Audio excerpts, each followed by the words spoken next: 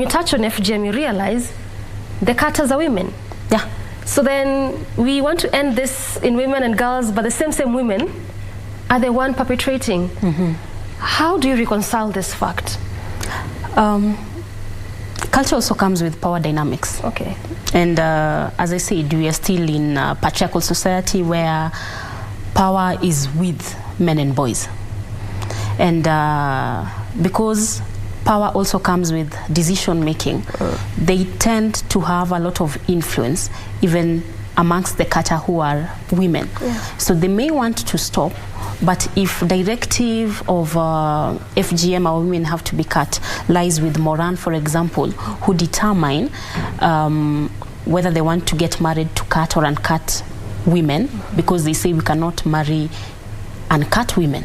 So if they have the power of using such statement, then the women get to cut. If religious leaders and the elders of the community who are men tend to agree with cutting, then women tend to flow with that because there has been communication that has been passed to them. So it's very rhetorical that we find that it's women who are propagating this.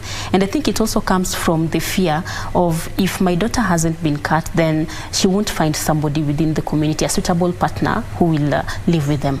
Because truth be told, as much as we're in the gender space, still at the community level, they want to be attached to something, and something is a name in terms of them getting married and them having being called Mrs. So and so.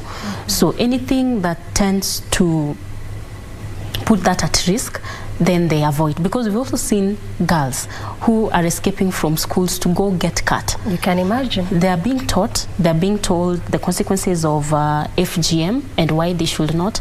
But because it has already been instilled, this story has been there from the time they were small, including culture, because you are being told about your culture. So from the time they are young and these stories are being fed into your mind, you know very well you won't have a place if you're not cut. So they run and some even do cross-border. Right now we have cross-border cutting, where in Kenya we know very well the police have been very stringent in terms of implementing the law. They go get cut in Tanzania, that the laws are a bit, they're a bit flexible. So we've even had that cross-border policy in terms of the laws, and countries have even working together to just ensure that anybody, we cannot have cross-border, cross-border FGM that is happening.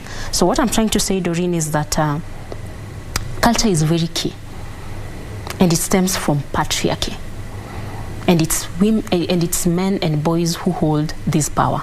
So women tend to be a bit, relaxed in terms of making decisions, because they've been told this is the way we need to move.